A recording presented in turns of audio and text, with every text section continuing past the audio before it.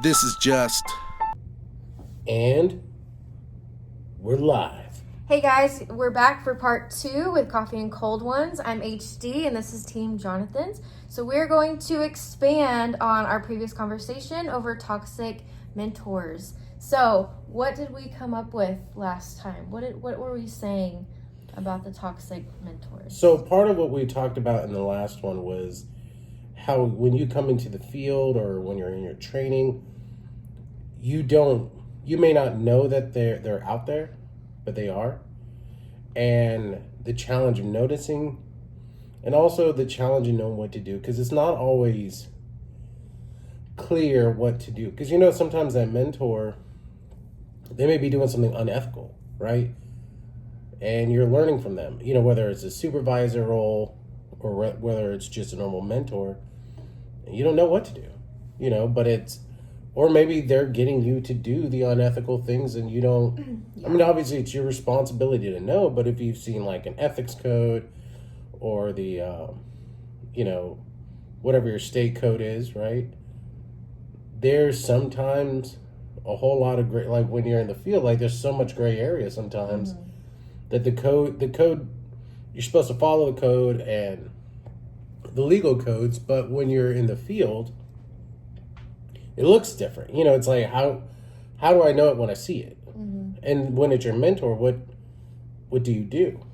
Which I think is important to have multiple people that you seek supervision from, multiple people that you seek guidance, because a lot of that stuff is, like you said, it's gray area, so it's very subjective. It depends on the setting. It depends on the client. It's very case-by-case basis. And so you do have to have that knowledge like ahead of time, or, I mean, we learn as we go, but to have like a foundation. So you can't just rely on everything just because, oh, well, I'm your mentor because I said so. Like, it's important to have that knowledge, have that foundation that you're kind of seeking on your own or from other supervisors, other mentors, because you might get into a sticky situation and we can't always use the excuse, well, I didn't know. Exactly. And the tough part when you're starting in the field, or even like when you're continuing in the field, because you could be in the field for years and that mentor becomes becomes that toxic person, or they've been toxic this whole time, but it's behind closed doors and you don't know. And then it happens within situations that don't affect you. And so you don't have that knowledge of how to handle that. Right. So I want you to think of one. Me? So when you were working at, let's say, school A, right? Okay. Not the one you're at now, but we'll say one back. Okay. You came into this new district. You had a mentor, a person who's supposed to fill in that mentor role. Kind of tell them a little bit what happened that you can share, and some of the challenges you had with, some of the stuff you talked to me about. So anytime you start a new job, you have that person that is there to basically train you, to guide you, to give you all the ins and outs. And when you don't know any different and you are brand new to something, you do cling on to everything that they say, and you kind of take it like everything that they're telling you is the way that it is. Then over time, you kind of start to realize like, okay, there's actually better ways to do this. Just because they said it this way doesn't mean it's the right way. It's just their way, or it was their way that they wanted me to do it for whatever reason at that time.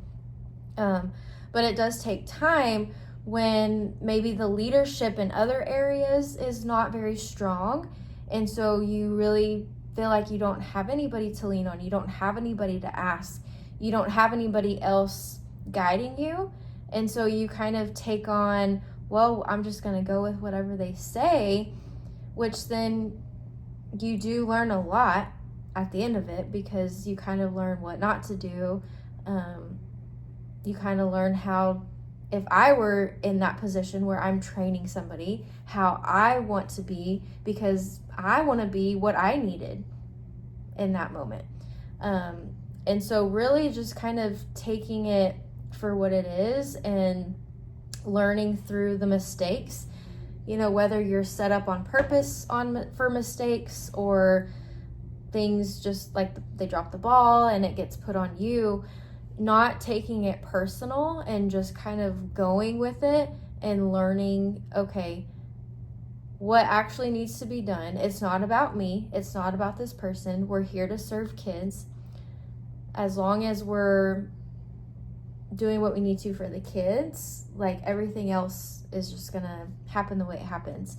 But it's important to not take it personal, and see what you can learn from it. Like, so what thinking good back to can that, come out of it. So thinking back to that, how hard was it for you to not take it personal?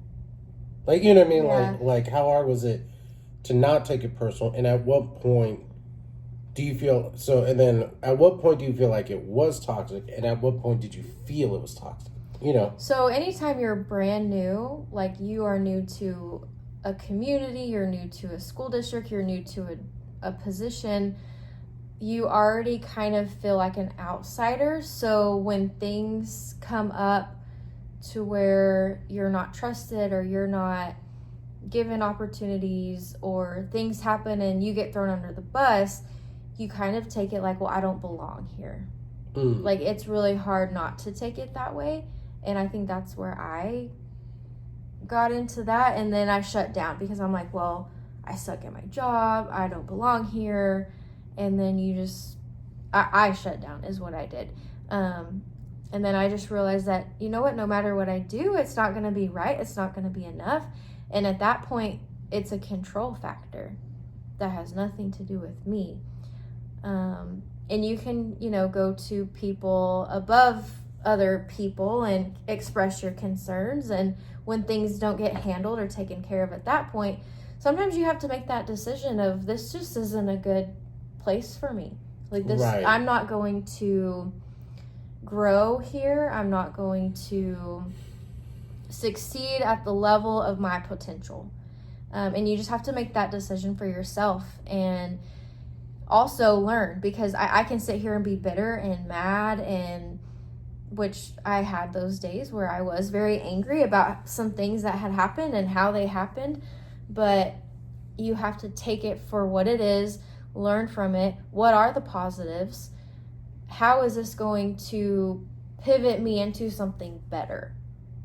But in the moment, it is hard not to take it personal. It is hard not to be angry, but we're allowed to be upset, but don't stay there.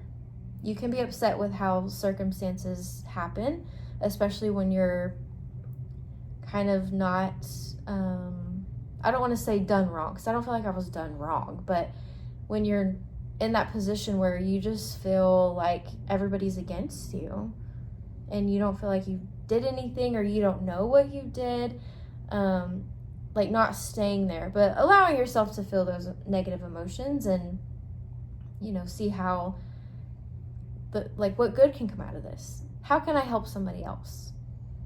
Right. So what was it like when you had to deal with that mentor?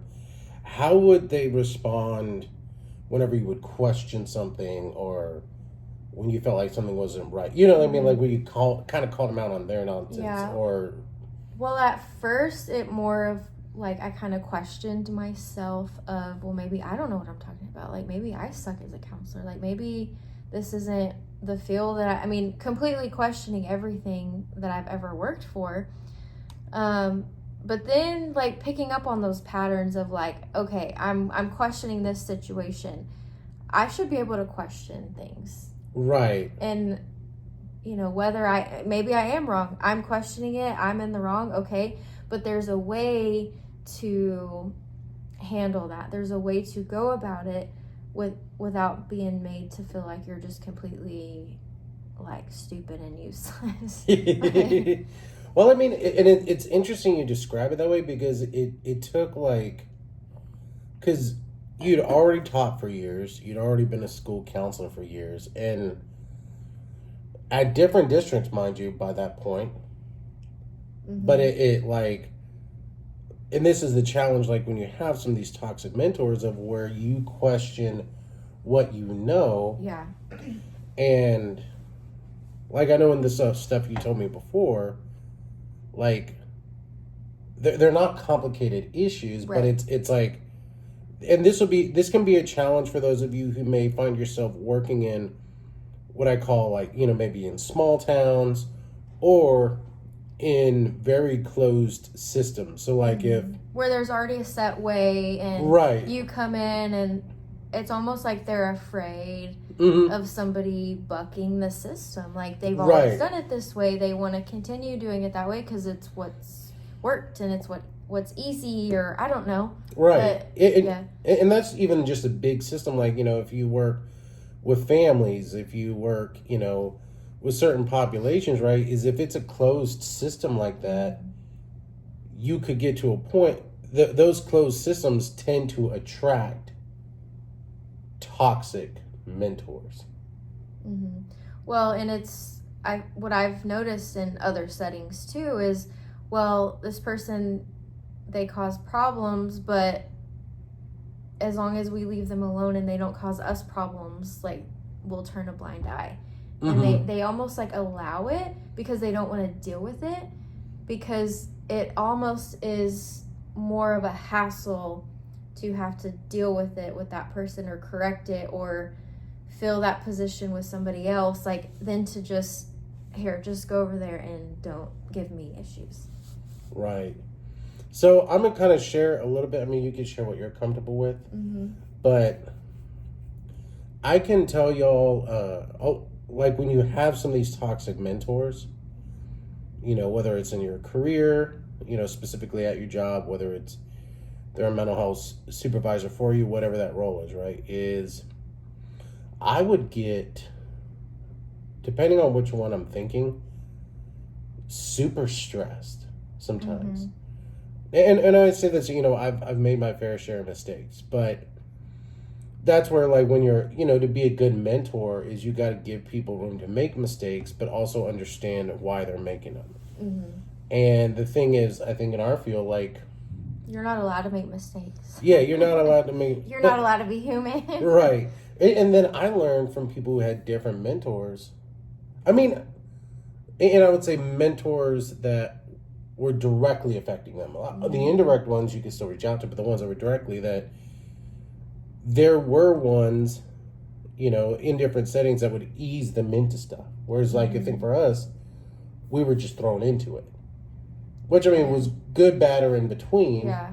But, I mean, you take the good out of it. But it is harder to identify what's right and what's wrong when you're just thrown into something, because it's like, well, you don't know what you don't know. right. And so you might be questioning a situation and you're talked to like you're the dumbest person in the world, but, like, you don't know any better. Like, Right. And you really aren't dumb, but because you don't know and they know you don't know and they throw you into it, they can talk to you like that. And that's not right. Right. And like, I'll use foster care, right? Is like, there's so many different layers within, like, when I used to work with foster care kids, you have the policies and procedures of the place you work at.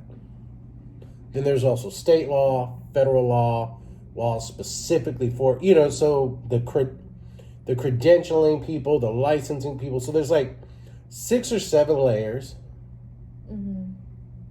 of within that one system. But I only probably know the policies and procedures of the place I work for, but I'm also beholden to these other entities. But when I went into working with foster care, I've already worked in systems like that, so I understand. But if I didn't, but like when I first got into some of those different systems, holy moly, there's a whole lot to learn. And if you don't have a good mentor, every little thing you do is like the worst freaking thing on the planet. And I think when you're working on becoming a counselor, it's like, one, it becomes part of who your identity is, but it's like, I spent all of this money, worked my butt off to be able to do all this stuff, and I'm failing. Yeah. But I'm trying to learn. And so I know, like, for me, it would get me Sometimes it'd be coffee and cold ones. It would get that frustrating. Yeah. You know, and kind of like what you talk about, questioning yourself, or it's like in this field, it's like you screw up, you can't even court. So like it goes 0 to 100 real quick. But I realize at this point, there's still a whole lot of safeguards. Mm-hmm. But if your mentor or mentors are toxic, right? Now they may just be trying to hold you to a very high standard, but like for you when you're learning, you're at least in our experience, I'm not learning in a safe system. Yeah. Whereas like other schools I know do a whole lot more hand holding in that process. Yeah. Like for you, how would you say, I mean obviously don't share stuff you don't feel comfortable with, but like having different toxic mentors affected your personal life, like the moment I clock out? Well, I mean, I think when you have that negativity that's constant, I mean, it starts to wear on not only your functioning at work, but you take that home with you. Mm-hmm. And so, the first thing you think of in the morning when you're getting ready, and it's like, oh, what is this person going to say to me when I walk in the door?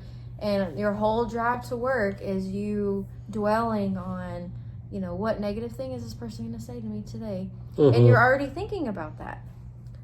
And then that's how you've started your day. And you have no peace. And, when there's boundary issues with a toxic mentor or toxic supervisor, the texting and the calling and the emailing and outside of work hours can wear on you too. Oh yeah, and sometimes there's not. I've had some very early morning calls. I've had to drive places later at night. Mm-hmm. And it's crazy when you think about it. Like, because I'm like, my approach with students I've worked with was never like anything like that of some of my negative mentors. And I'm not saying I'm perfect. Students I've worked with know, like I give them room to learn. Mm-hmm. And even like when I was a director, like giving people room to learn. Yeah. Or like when you're under somebody who almost thrives off of things being chaotic or being toxic. Like they kind of create that. And if you're not that way, like it kind of creates that chaos in your life. And it's really hard to not take that home with you. Right. Well, and like for you, like I know in some of the ways that like those toxic mentors really directly affected you or could have put you in a bad position. Or kind of did put me, I mean, to where I wasn't coping with things the way I should have been coping, kind of sets you up. It does, like, which is a choice, and, we have to hold ourselves accountable for things like that. But that's why it's important to recognize, like, this person is the problem, it's not me. Right. So I can't, I'm just a terrible person, so I'm just going to go home and be a terrible person. Like, no, you have to have that boundary of this is this person and this is how they deal with life. And yes, it's toxic and it's whatever. Deal with it within a way that you are setting yourself up for success. I mean, and I worked my contract and I got out of there. Exactly. And I think probably the one thing to pull from this is like know when to pull that cord. Like, I think I can speak for the both of us. Like, this, when you came into this field either A, to make some money, or because you have a heart for people or whatever, right? But like this field is already like there's things about people I know that are very terrible because of this field.